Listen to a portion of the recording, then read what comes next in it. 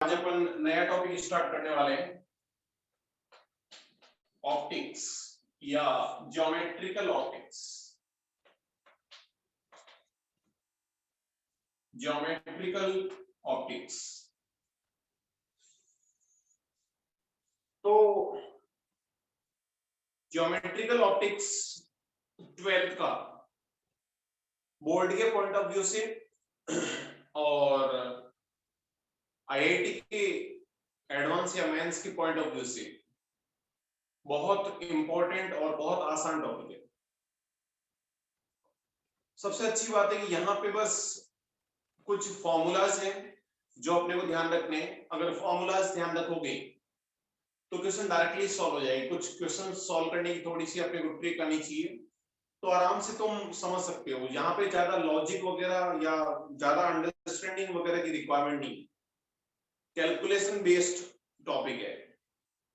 बस फॉर्मूला ध्यान रखो, कैलकुलेशन करो, छोटे छोटे से कॉन्सेप्ट्स है वो ध्यान रखो, आराम से तुम सॉल्व कर सकते हो। ठीक है। और जैसे मैंने लास्ट क्लास में बताया था कि सबसे अच्छी बात कि इस पूरे टॉपिक का 11th के टॉपिक से कोई कनेक्शन नहीं है, तो without having much information about 11th syllabus we can still understand geometrical optics. तो इसमें अपन बेसिकली मेन पॉइंट्स होता है अपन किस सीक्वेंस में पढ़ने वाले हैं। सबसे पहले अपन पढ़ेंगे रिफ्लेक्शन। रिफ्लेक्शन अपन दो केसेस में पढ़ेंगे, reflection from plane surface, reflection from plane surface. After that, reflection from curved surface. और then third topic अपना होगा refraction from plane surface, then refraction from curved surface. इसके अंदर अपन कॉनकेव और कॉन्वेक्स जो मिरर है उसके बारे में पढ़ेंगे। उसके बाद लेंस के बारे में पढ़ेंगे।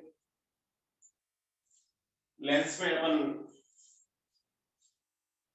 बहुत डिटेल में पढ़ेंगे, उसके कॉनकेव कॉन्वेक्स लेंस ये सारी चीजें क्या होती है, या मिक्स भी लेंस किस टाइप के बनते हैं।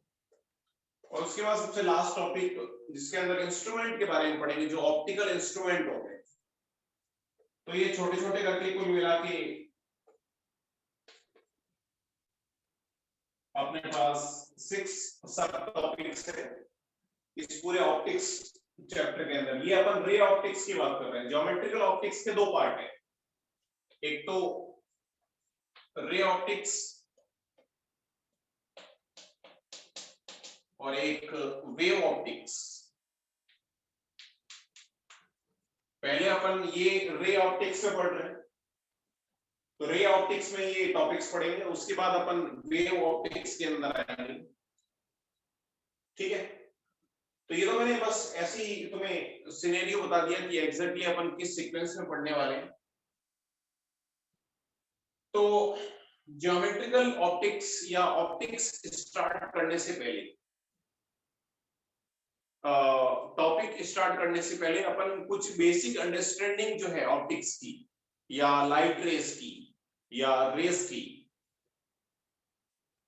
वो पढ़ लेते हैं। रेस की क्या क्या प्रॉपर्टीज होती है, रेस क्या होती है, उसके बारे में देख लेते हैं। देन अपन वन बाय वन इन सारे टॉपिक्स पे आएंगे। ठीक है। तो आई थिंक यहां तक कोई डाउट नहीं है, राइट?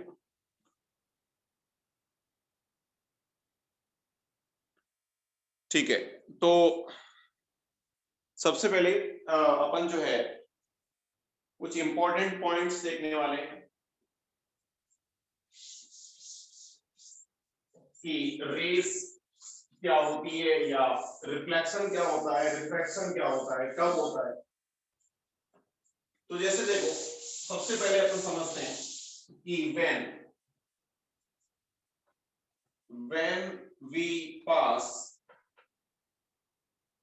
light ray through, देखो अपन अलग अलग सरफेसेस से लाइट रे पास करते हैं। जैसे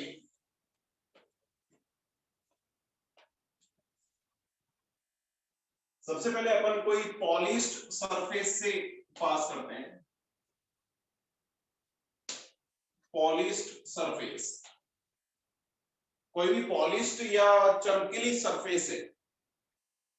जैसे इसका सबसे बेस्ट एग्जांपल क्या है, अपन जो मिरर देखते हैं, अपन मिरर तो सब लोग यूज करते ही हैं, तो मिरर या पॉलिश्ड सरफेस है, उससे अगर अपन लाइट रे पास करवाएं तो अपने को पता है जैसे ये कोई मिरर है,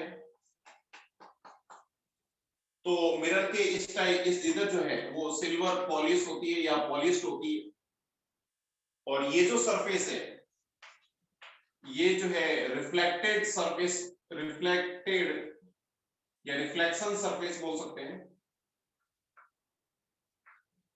तो इधर से जो है रेस आएगी और पॉलिश होने की वजह से वो जो रेस है इस मीडियम में आगे ट्रांसमिट तो हो नहीं सकती, तो इसी मीडियम में वापस चली जाएगी, यानी रिफ्लेक्शन होगा। तो लाइट ऐसे आई वापस इसी मीडियम में चली गई, इसी फिनोमेना को अपन क्या बोलते हैं, रिफ्लेक्शन। ध्यान रखना कि लाइट जिस मीडियम से आ रही है वहां पे अगर ऐसे कोई लाइट के पाथ के अंदर ऐसा कोई जो है डिस्टरबेंस है जिससे आगे लाइट नहीं जा सकती, तो लाइट क्या होगी, वापस उसी मीडियम के अंदर चली जाएगी, और लाइट सेम मीडियम के अंदर जो वापस प्रोपागेशन है ड्यू टू सम डिस्टरबेंस, और generally this disturbance is mirror, तो इस मिरर की वजह से लाइट रे जैसे जाना चाहती थी वैसे नहीं जा पाई, क्योंकि अपन ने यहाँ पे बीच में कोई डिस्टरबेंस लगा दिया, तो इसकी वजह से वापस उसी मीडियम में चली गई। इसको अपन क्या बोलते हैं, रिफ्लेक्शन। सिंपल वर्ड्स में रिफ्लेक्शन का मतलब रे जो है आ रही थी और बीच में अपन ने मिरर लगा दिया, तो रे वापस ट्रांसमिट तो हो नहीं सकती, जो अपनी सरफेस है वो पॉलिश्ड है, तो उसी मीडियम में वापस चली गई, इसी को अपन रिफ्लेक्शन बोलते हैं। सेकेंड केस में अगर रे को अपन किसी ट्रांसपेरेंट सरफेस से पास करवाएं, तो कोई ट्रांसपेरेंट सरफेस है, ट्रांसपेरेंट सरफेस इसका सबसे बेस्ट एग्जांपल जैसे अपन ने वाटर ले लिया या ग्लास ले लिया, वाटर या ग्लास ले लिया, इससे अगर कोई रे आ रही है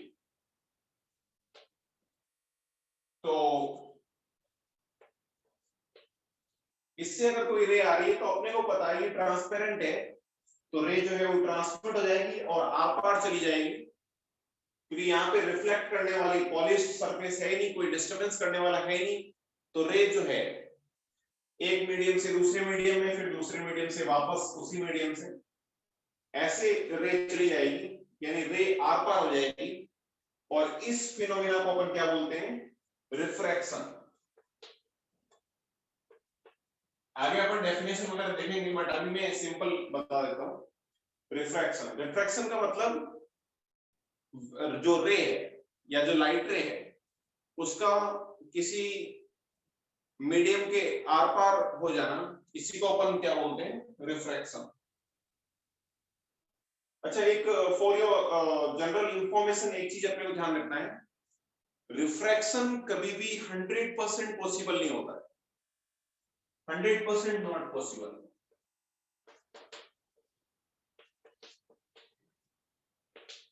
बट रिफ्रैक्शन भी होता है साथ में।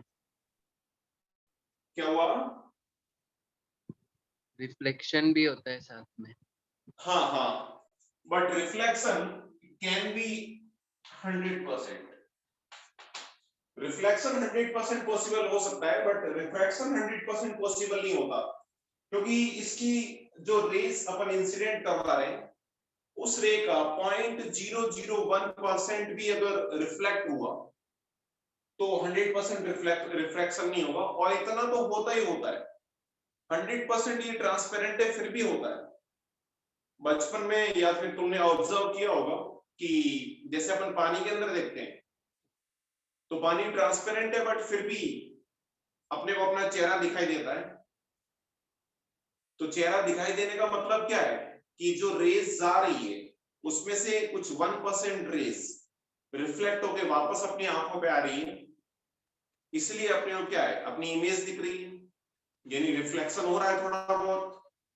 लेकिन वाटर तो ट्रांसपेरेंट होता है, तो मैक्सिमम रिफ्रैक्शन हो जाता है, बट थोड़ा बहुत रिफ्लेक्शन हो जाता है इसमें, इसलिए 100% रिफ्रैक्शन जो है वो पॉसिबल नहीं होता। उसके बाद लास्ट है, अगर अपन ब्लैक बॉडी यूज कर लें। ब्लैक बॉडी का मतलब ऐसी सरफेस, ये तुमने रेडिएशन में पढ़ा हुआ है 11th के अंदर,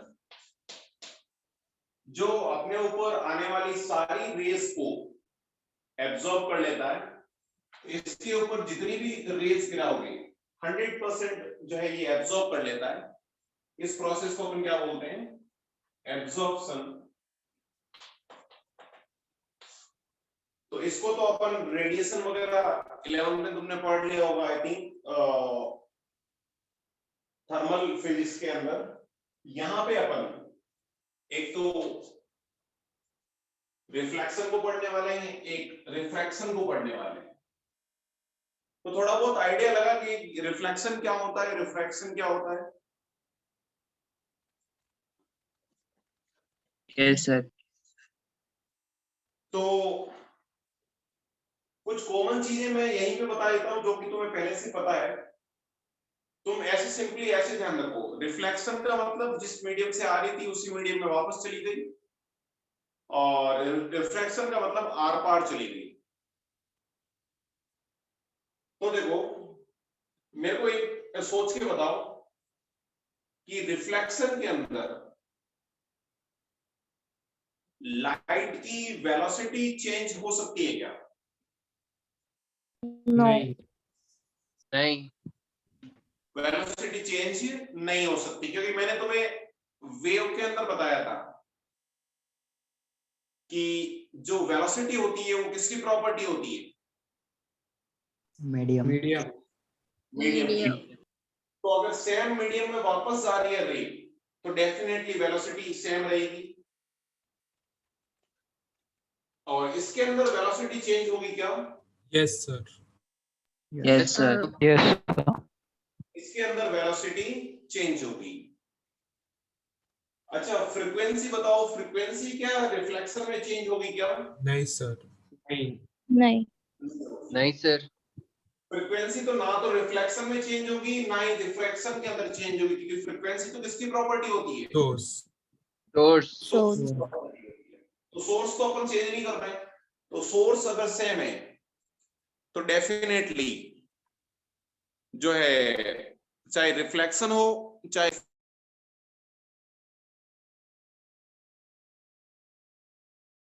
सर अब कमाई। हाँ, तो डेफिनेटली क्या आएगी, सेम आएगी। अब देखो, मेरे को ये बताओ कि अगर रिफ्लेक्शन के अंदर फ्रीक्वेंसी सेम है, वेलोसिटी सेम है, तो क्या वेवलेंथ भी सेम आएगी?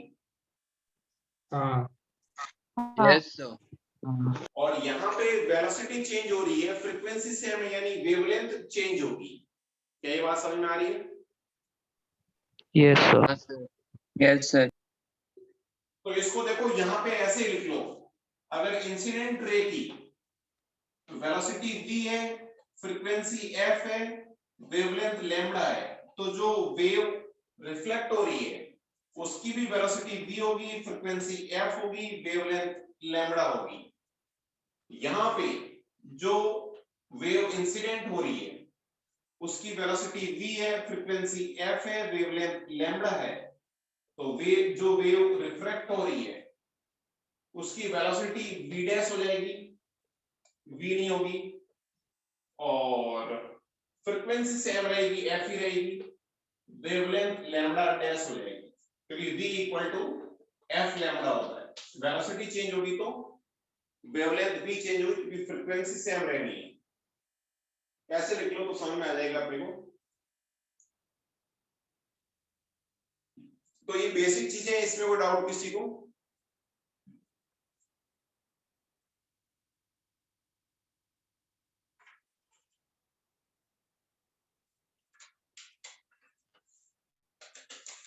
बस इतना सा पढ़ा है कि किसी भी रे को पॉलिश्ड सरफेस से पास कराओगे तो ट्रांसमिट नहीं होती है, वेव वापस चली जाती है, इसी को रिफ्लेक्शन बोलते हैं। अगर कोई ट्रांसपेरेंट सरफेस है तो वेव जो है या रे जो है वो आर पार चली जाती है, इसको रिफ्रैक्शन बोलते हैं। कोई ब्लैक बॉडी है तो जो रे आ रही है वो 100% एब्जॉर्ब हो जाती है, और इस अगर ये एब्जॉर्ब हो जाती है इसको एब्जॉर्प्शन बोलते हैं, जो कि तुम रेडिएशन में पढ़ते हो, ये अपन यहाँ पे नहीं पढ़ेंगे। यहाँ पे अपन रिफ्लेक्शन और रिफ्रैक्शन ये दो चीजें पढ़ेंगे। तो उसके बाद नेक्स्ट अब अपन रेज की कुछ बेसिक प्रॉपर्टीज देखते हैं, उसके बाद रिफ्लेक्शन स्टार्ट करते हैं।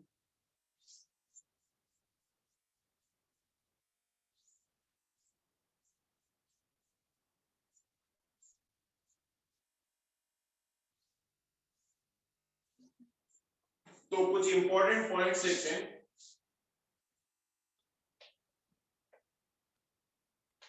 Some important points.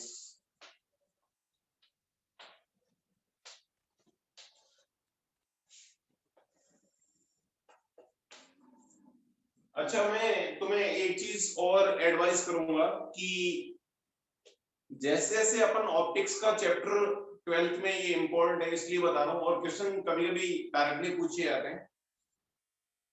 अपन ऑप्टिक्स जैसे जैसे यहाँ पे कवर कर रहे हैं वैसे के वैसे एक बार तुम्हें ना तुम्हारी जो एनसीईआरटीज है उसकी भी एक बार रीडिंग लगाते जाना। जो चीज समझ में नहीं आए वो मेरे से पूछ लेना क्लास के अंदर, जब उस चीज पे अपन आए तो रीडिंग लगाते जाना, और जब चैप्टर कंप्लीट हो जाए तो जो एनसीईआरटी के जो क्वेश्चंस है वो भी तुम ट्राई कर सकते हो, ठीक है? हाँ, तो कुछ इंपॉर्टेंट पॉइंट्स देखते हैं। इसमें सबसे फर्स्ट पॉइंट है light rays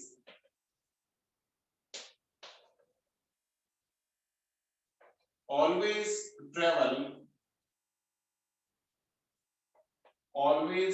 travel on a straight path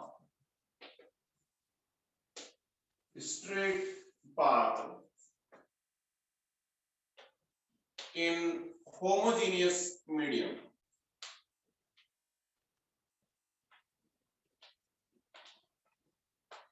Light rays always travel on a straight path in homogeneous medium. Homogeneous से क्या मतलब है?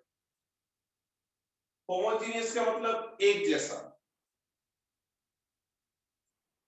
कि लाइट जैसे चल रही है, अगर तुम उसके अंदर कोई डिस्टरबेंस क्रिएट नहीं करोगे, यानी बीच में कोई मिरर नहीं लगाओगे या कोई दूसरा मीडियम नहीं करोगे, मतलब कोई डिस्टरबेंस नहीं करोगे, सारी प्रॉपर्टीज मीडियम की सेम है थ्रू आउट, तो वेव जो है या जो रे है, ये लाइट रे हमेशा एक स्ट्रेट पाथ के अंदर ट्रेवल करती है।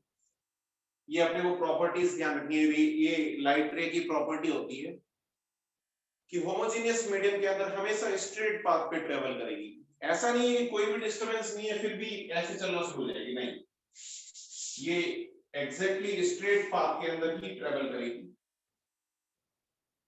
तो इस पूरे चैप्टर के अंदर किसका यूज किया है? अपन जो भी डायग्राम बनाएंगे या जो भी रे इंसिडेंट करवाएंगे, रिफ्लेक्ट करवाएंगे या रिफ्रैक्ट करवाएंगे, उसमें डायग्राम के अंदर रे जो है वो हमेशा अपन स्ट्रेट बनाएंगे, कभी भी ऐसे नहीं बनाएंगे कि ऐसी आ रही है फिर ऐसे जाएगी, ठीक है। हमेशा एक स्ट्रेट पाथ पे मूव करेगी, ये इसकी प्रॉपर्टी होती है, खुद की इनबिल्ट प्रॉपर्टी होती है। तो होमोजीनियस समझ में आ गया ना, मतलब इसका मतलब क्या है? Yes, sir. Uniform. ठीक है। उसके बाद सेकेंड पॉइंट है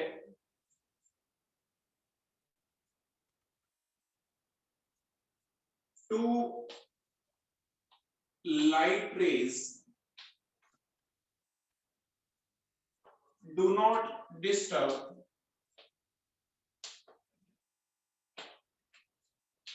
each other when they intersect। तो इसका मतलब क्या समझते हैं? जैसे एक रे इधर जा रही है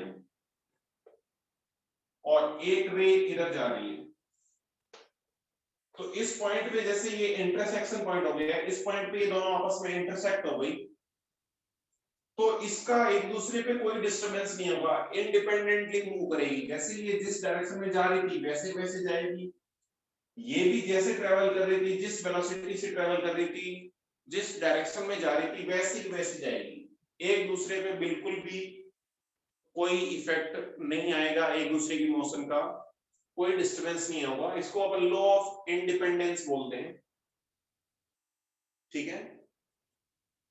तो एक और ये प्रॉपर्टी ध्यान रखनी है, दो लाइट रेस या दो से ज्यादा भी हो सकती है कि जब वो ट्रेवल करती है तो एक दूसरे की मोशन का कोई इफेक्ट नहीं आता, एक दूसरे को बिल्कुल भी अफेक्ट नहीं करेगी, ठीक है। उसके बाद थर्ड पॉइंट देखते हैं,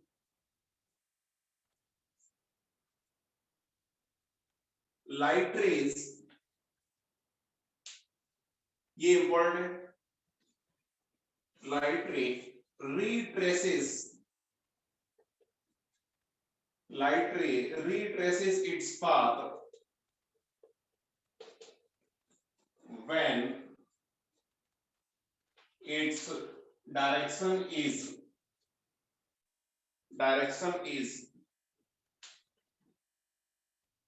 reversed। जब अपन किसी भी लाइट रे की डायरेक्शन अगर रिवर्स कर दोगे तो जिस रास्ते से ये आई थी वापस उसी रास्ते से चली जाती है, यानी अपने पाथ को रिट्रेस करती है। इसका मीनिंग समझते हैं, देखो तुम वैसे लॉजिकली बोल सकते हो, तुम कुछ सोचो, जैसे एक रे कोई ऐसी आ रही है, यहां पे अपन ने कोई मिरर रख दिया, तो ये इससे रिफ्लेक्ट होके इधर चली जाएगी। फिर यहाँ पे अपन ने मिरर कुछ ऐसा रखा है तो वापस रिफ्लेक्ट होके ऐसे आ जाएगी। अब अपन ने यहाँ पे जो मिरर रखा है वो इसकी इस रे के परपेंडिकुलर रख दिया, तो परपेंडिकुलर रखोगे तो अब जो वेव रिफ्लेक्ट होगी, अपन आगे पढ़ेंगे वैसे अभी, बट अभी तुम डायरेक्टली देख सकते हो कि वेव जो है रिफ्लेक्ट होगी, क्या वापस उसी डायरेक्शन में जाएगी? Yes, sir. Yes, sir. Yes, sir. और कोई रास्ता ही नहीं है ना भाई। जैसे यहाँ पे अगर रिफ्लेक्ट हो रही है, आगे अपन पढ़ेंगे कि रिफ्लेक्शन के अंदर इंसिडेंट एंगल आई और रिफ्लेक्टेड एंगल आर वो दोनों सेम होता है, अभी लॉजिकली समझ सकते हो। तो इंसिडेंट एंगल इसका नॉर्मल के साथ अगर 0 है तो रिफ्लेक्टेड एंगल भी 0 होगा, मतलब उसी डायरेक्शन के अंदर वापस चली जाएगी। तो अगर वापस ये यहां, अब देखो अब ये यहां पे इंसिडेंट हो रही है तो रिफ्लेक्ट होके इधर जाएगी, यहां पे अगर इंसिडेंट हो रही है रिफ्लेक्ट होके इधर जा रही है। इसका मतलब क्या हो रहा है? क्या अपने पाथ को रिट्रेस कर रही है? Yes, sir. Yes, sir. तो कभी भी अगर इसकी डायरेक्शन को रिवर्स कर दे तो ये अपनी जो पाथ होता है उसको रिट्रेस करती है, क्या ये बात समझ में आई सबको?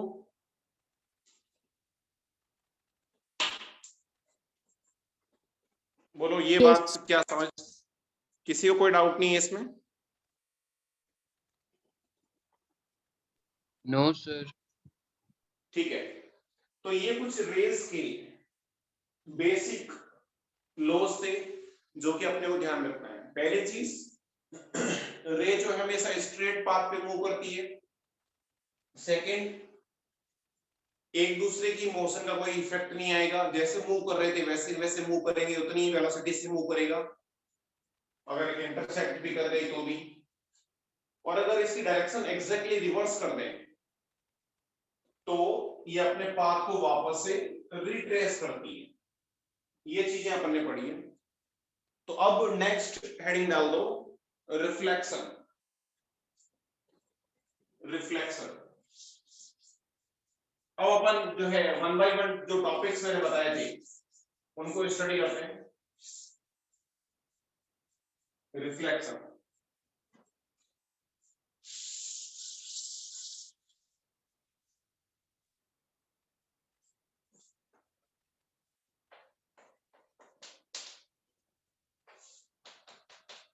रिफ्लेक्शन क्या होता है इसको स्टडी करते हैं।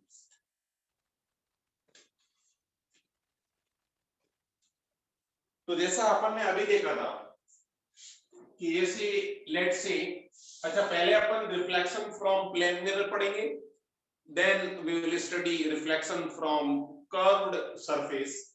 तो देखो जैसे ये अपने पास कोई सरफेस है, प्लेन सरफेस है, और यहां पे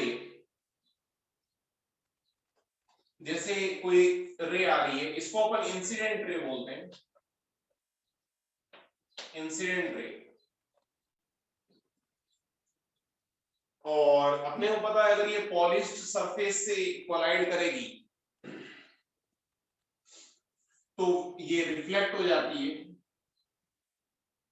इसको अपन बोलेंगे रिफ्लेक्टेड रे। Reflected ray. अब देखो जिस सरफेस से या जिस मिरर से इंसिडेंट रे को अपन ये रिफ्लेक्शन हो रहा है, उसके अगर नॉर्मल अगर अपन एक लाइन बना लें जिसको अपन नॉर्मल बोलते हैं, तो नॉर्मल का मतलब क्या है? अपन पूरे चैप्टर में पूरी ऑप्टिक्स के अंदर वर्ड यूज करेंगे नॉर्मल। नॉर्मल का मतलब जिस सरफेस से रिफ्लेक्शन या रिफ्रैक्शन हो रहा है उसके परपेंडिकुलर लाइन, और इस परपेंडिकुलर लाइन नॉर्मल के साथ इंसिडेंट रे का जो एंगल होगा इसको अपन बोलेंगे एंगल ऑफ इंसिडेंस। आई क्या है? Angle of incidence.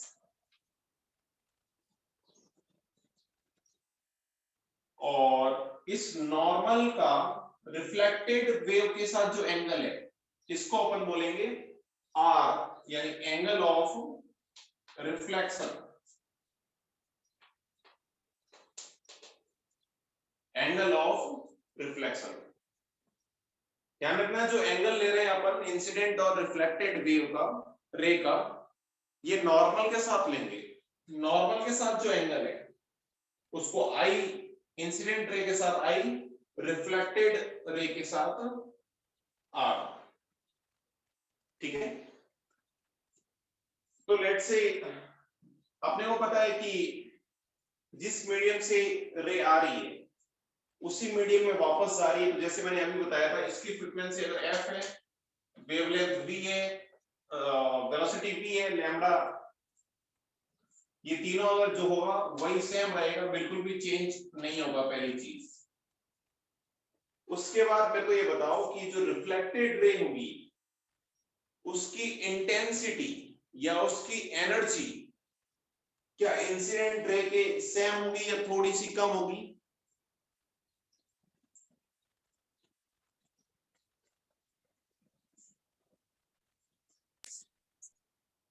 कम होगी।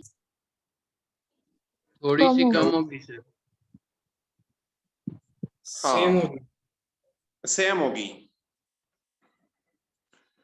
देखो एक थोड़ा सा प्रैक्टिकल सोचो ना यार, कि ऐसी कोई भी सरफेस नहीं है जो विदाउट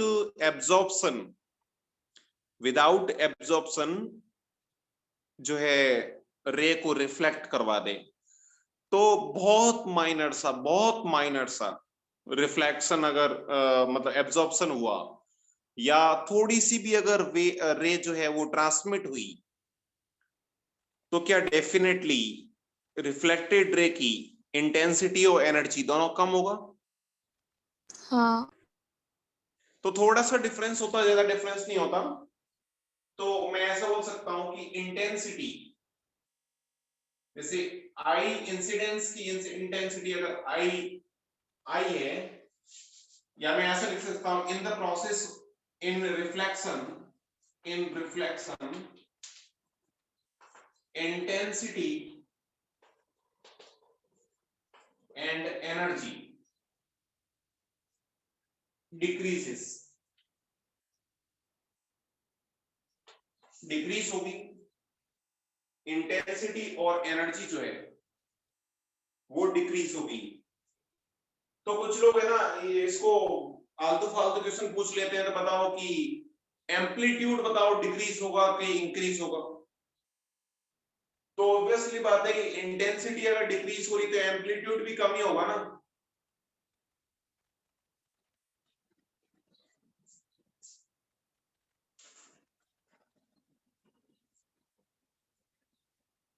अरे बोलो। Yes, sir. Yes, sir. हाँ सर। Sir. अच्छा, उसके बाद अपने को रिफ्लेक्शन के कुछ स्टैंडर्ड लॉ है वो पढ़ने हैं। तो फर्स्ट लॉ ऑफ रिफ्लेक्शन क्या होता है? First law of reflection simple सी बात है, angle but of incidence. First law of reflection क्या होता है इसको देखते हैं। बहुत सिंपल सी चीज है, कॉमन सेंस वाली बात है। तुम कुछ सोच के बताओ, क्या इंसिडेंट रे, रिफ्लेक्टेड रे और नॉर्मल, क्या Same तीनों, plan. हेलो सबको आवाज आ रही ना? Yes, sir. हाँ। तो फर्स्ट लॉ ऑफ रिफ्लेक्शन क्या होता है कि जो इंसिडेंट रे है, रिफ्लेक्टेड रे है और जो नॉर्मल है, ये तीनों के तीनों सेम प्लेन के अंदर लाई करेंगे।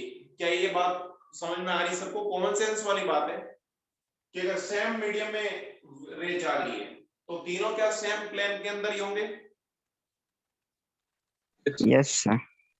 हाँ। तो फर्स्ट लॉ ऑफ रिफ्लेक्शन यही होता है कि incident ray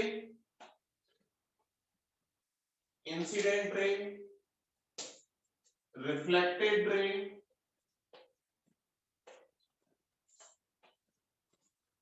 and normal, all three lie in the same plane,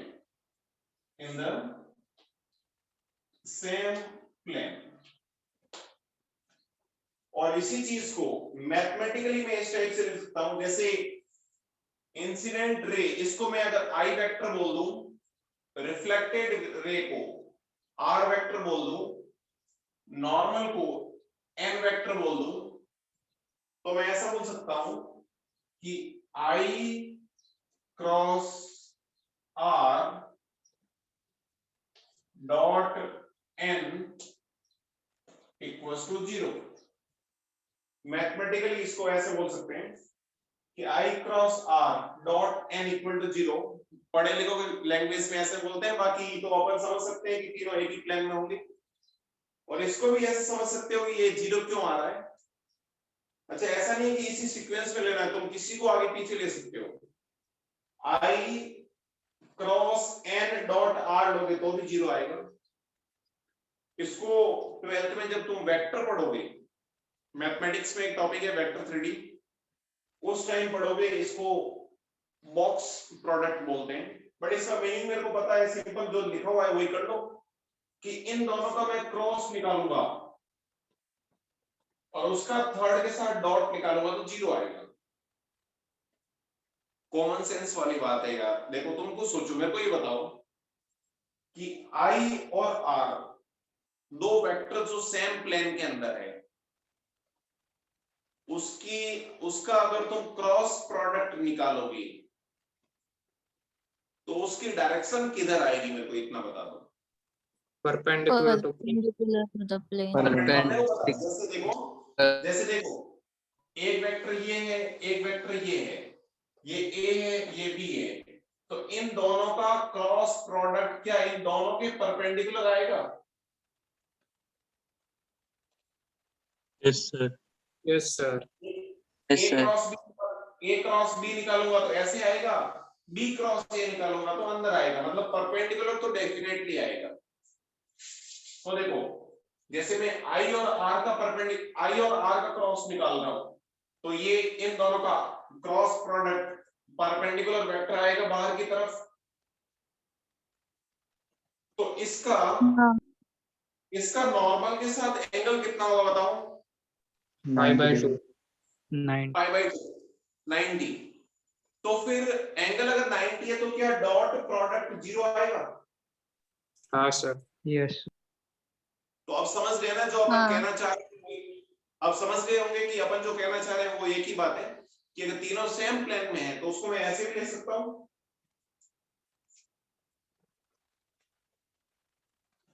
इसका मतलब समझ गए? इससे कंफ्यूज तो नहीं हो रहे हो ना? No sir. इसको मैं ऐसे भी लिख सकता हूं कि I cross N dot are, ये भी 0 ही आएगा, कुछ भी कर सकते हो।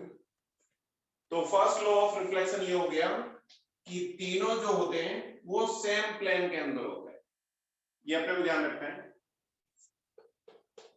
उसके बाद सेकंड लॉ ऑफ रिफ्लेक्शन क्या होता है? सेकंड लॉ ऑफ रिफ्लेक्शन,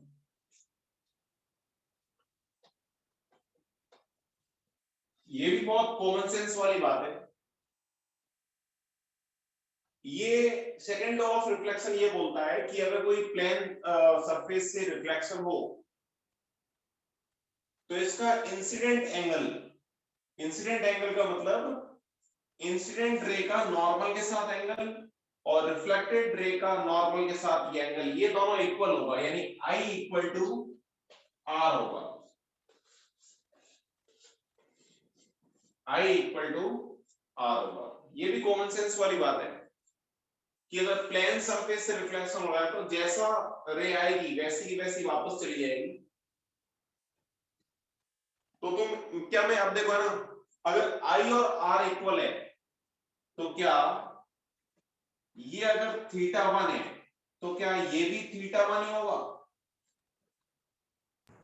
हाँ, अरे भाई ये दोनों सेम है तो ये कितना है 90 माइनस आई, ये कितना है 90 माइनस आर, तो आई और आर इक्वल है तो 90 माइनस आई और 90 माइनस आर भी इक्वल होगा।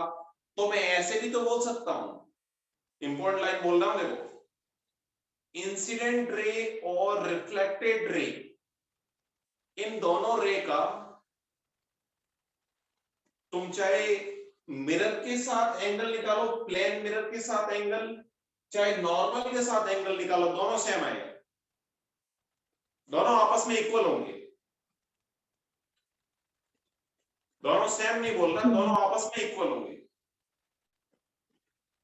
मतलब इंसिडेंट रे और रिफ्लेक्टेड रे का नॉर्मल के साथ angle I equal to R होगा, इंसिडेंट रे का मिरर के साथ, रिफ्लेक्टेड रे का मिरर के साथ, ये दोनों एंगल भी सेम होगा। एक ही बात है, दोनों में से कोई एक बात बोल दो दूसरी डिफॉल्ट ट्रू होगी। क्या ये बात समझ में आ रही है सबको?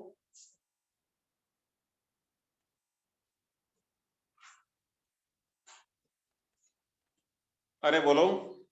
yes, Yes, sir. Yes, sir. इसमें कोई डाउट नहीं किसी को, राइट? no, No. ठीक है, तो अपन इसको रफ करते हैं, आगे बढ़ते हैं। यहां तक जो पढ़ा अपन ने उसमें कोई डाउट? No, sir. ठीक।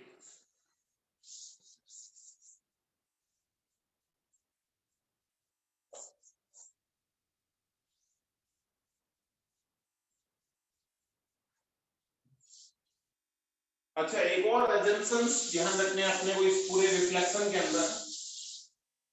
देखो, रिफ्लेक्शन दो टाइप का होता है वैसे, ऐसे अगर अपन देखें तो ये भी assumption ही है। रिफ्लेक्शन जो है, एक तो होता है रेगुलर रिफ्लेक्शन। रेगुलर मतलब जैसा अपन ने अभी देखा था, जैसे ये मिरर है, इधर आ रही है और इधर चली गई, ये रेगुलर रिफ्लेक्शन है। यानी यहाँ पे जो सरफेस है वो प्लेन सरफेस है। और डिफ्यूज्ड रिफ्लेक्शन होता है, डिफ्यूज्ड रिफ्लेक्शन। डिफ्यूज्ड रिफ्लेक्शन का मतलब है कि अपने पास जो सरफेस है जिससे रिफ्लेक्शन हो रहा है वो रफ सरफेस है।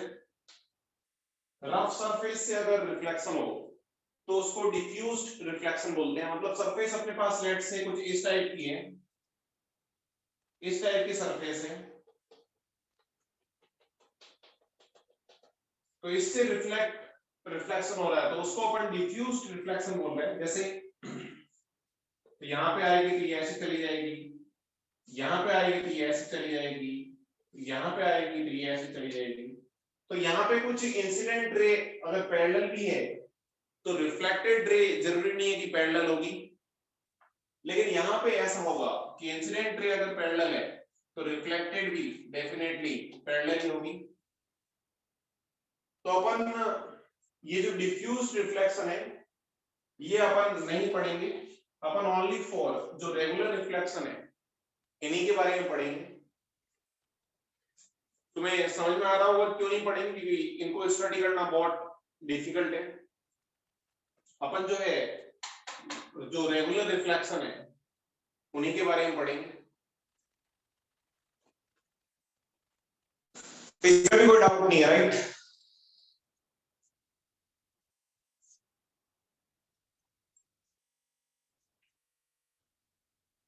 इसमें भी किसी को कोई डाउट नहीं है? No, sir.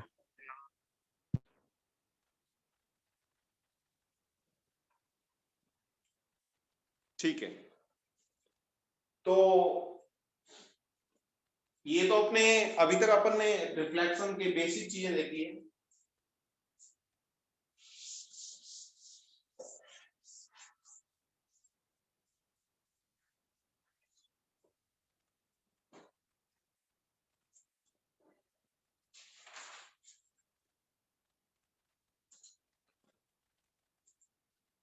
अच्छा, कुछ और डेफिनेशंस देख लेते हैं, उसके बाद ही अपन कैलकुलेशन वाले पार्ट पे आते हैं या क्वेश्चंस करते हैं। अच्छा, यहाँ पे इस पूरे चैप्टर के अंदर एक और वर्ड यूज होगा, ऑब्जेक्ट और इमेज। तो वैसे तो अपन ने चैप्टर को बहुत ज्यादा डिटेल में नहीं पढ़ा है, बट फिर भी अपन थोड़ा बहुत आइडिया पता कर सकते हो ऑब्जेक्ट क्या होता है और इमेज क्या होता है। तो दोनों को डिफाइन कर लेते हैं। ऑब्जेक्ट क्या होता है, बाद में बार बार डिफाइन करने की जरूरत नहीं है पूरी ऑप्टिक्स के अंदर,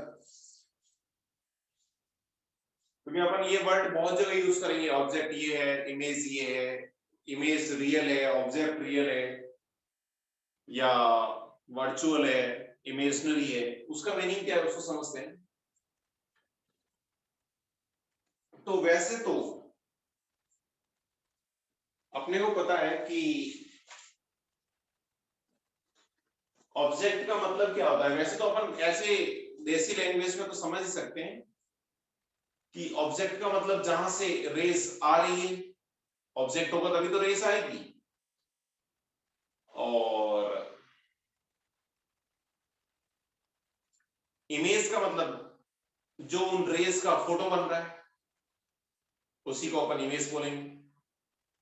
लेकिन अपन टेक्निकल वर्ड में या ऑप्टिक्स की लैंग्वेज में कैसे डिफाइन करेंगे? जैसे देखो, तुमको सोचो, जैसे ये कोई ऑब्जेक्ट है, यहां पे मैंने मिरर रख दिया, तो इस ऑब्जेक्ट से रेज आएगी और इस मिरर से रिफ्लेक्ट होगी।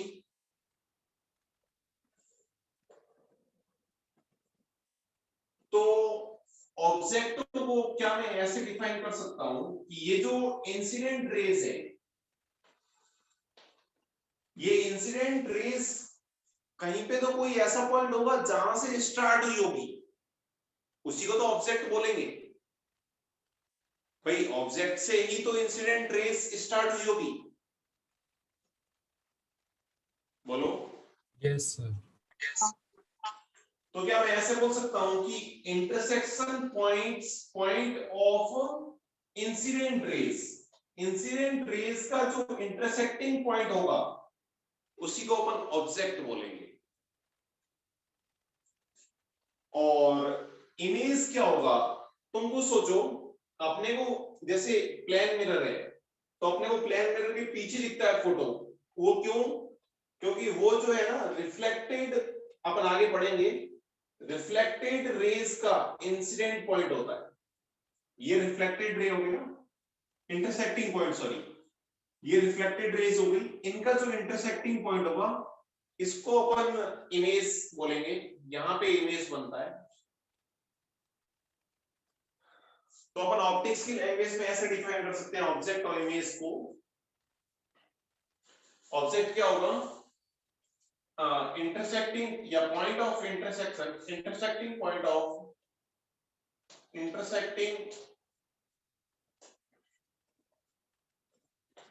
Intersecting point of incident raise. जो इंसिडेंट रेज है उसका इंटरसेक्टिंग पॉइंट वो उसको ऑब्जेक्ट बोलेंगे।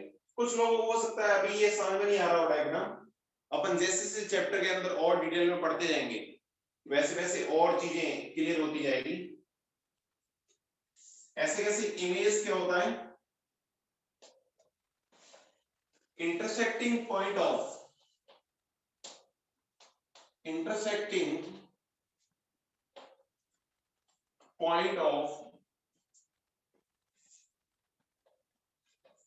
रिफ्लेक्टेड,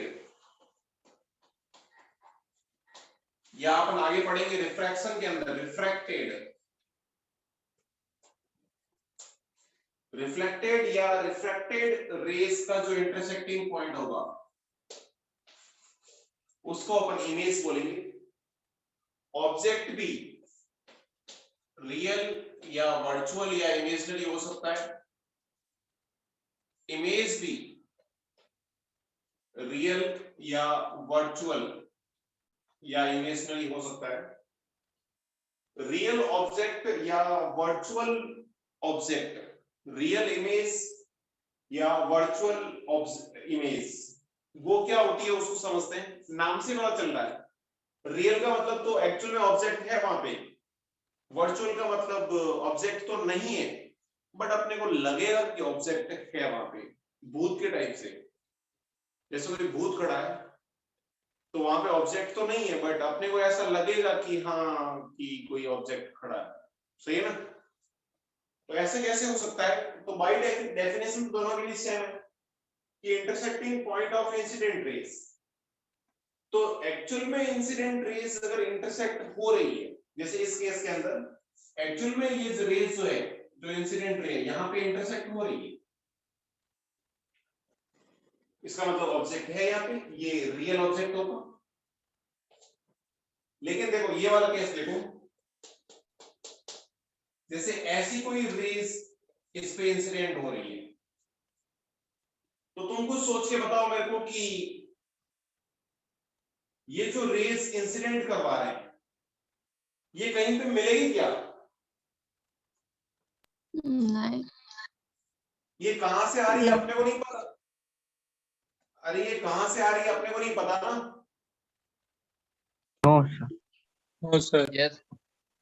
लेकिन मैं अब डेफिनेशन ये है कि इंटरसेक्टिंग पॉइंट्स ऑफ रेस, तो मैं इनको थोड़ा सा आगे एक्सटेंड करके मैं ऐसे मान सकता हूं कि यहां पे ये दोनों शायद मिलना चाह रही होगी, ये रेज यहां पे शायद ये मिलना चाह रही थी, बट बीच में मिरर आ गया तो मिल नहीं पाई बेचारी। तो यहां पे अगर मिलना चाह रही थी तो इसको मैं ऑब्जेक्ट बोल सकता हूं क्या? बाय डेफिनेशन तो ये ऑब्जेक्ट हो जाएगा। Yes, sir. लेकिन तुम कुछ सोच के बताओ, एक्चुअल में यहाँ पे ऑब्जेक्ट है क्या? नहीं। एक्चुअल में ये रेस क्या यहाँ पे मिल रही है? नहीं। तो इसको अपन क्या बोलेंगे? वर्चुअल या इमेजिनरी ऑब्जेक्ट, जिसको अपन देसी लैंग्वेज में भूत बोलते हैं, भूत है ये, ठीक है।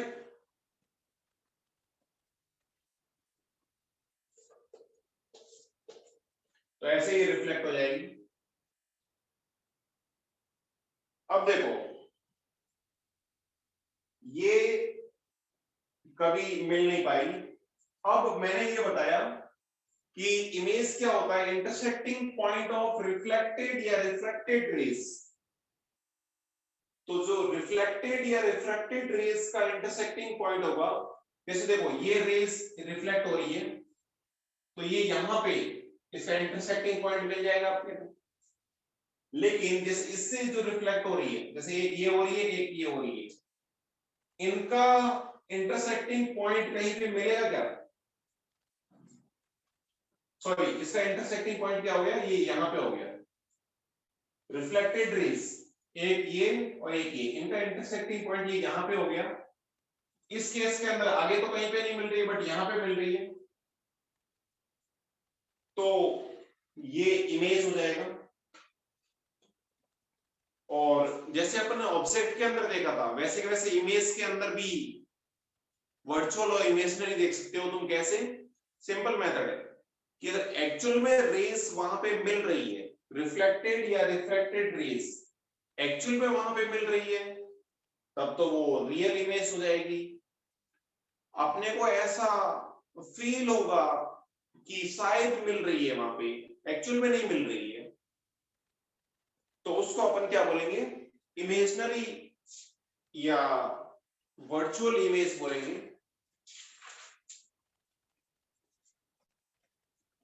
तो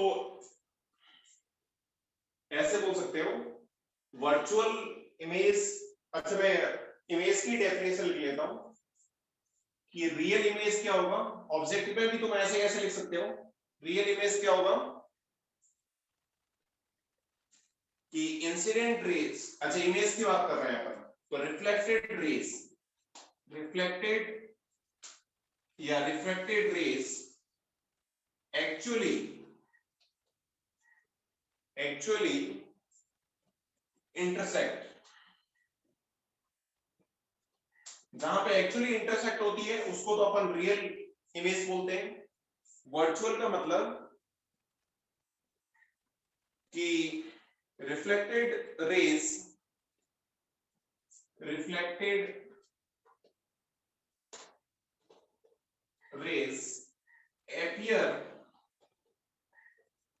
appear to intersect। ऐसा appear होगा कि इंटरसेक्ट हो रही है, बट एक्चुअल में इंटरसेक्ट नहीं होगी, तो इसको अपन वर्चुअल इमेज बोलेंगे। ऐसे ऐसे रियल और वर्चुअल ऑब्जेक्ट की भी डेफिनेशन ले सकते हो कि जहां पे एक्चुअली इंसिडेंट जो रेस है वो मिल रही है, जहां पे ऐसा अपीयर हो रहा है कि शायद मिल रही है, एक्चुअल में नहीं मिल रही, उसको वर्चुअल ऑब्जेक्ट बोलेंगे। अच्छा, हो सकता है कुछ इसमें से कुछ पार्ट कुछ लोगों को समझ में नहीं आया, तो अभी अपन ने ये डायग्राम वगैरह बनाना नहीं सीखा है, तो बस डेफिनेशन ध्यान रख सकते हो। बाकी अपन जैसे जैसे चैप्टर की डिटेल में जाते जाएंगे तो ऑब्जेक्ट और इमेज, हर क्वेश्चन के अंदर ऑब्जेक्ट इमेज की बात करेंगे, तो ये सारी चीजें बहुत अच्छे से क्लियर होने वाली है। ठीक है।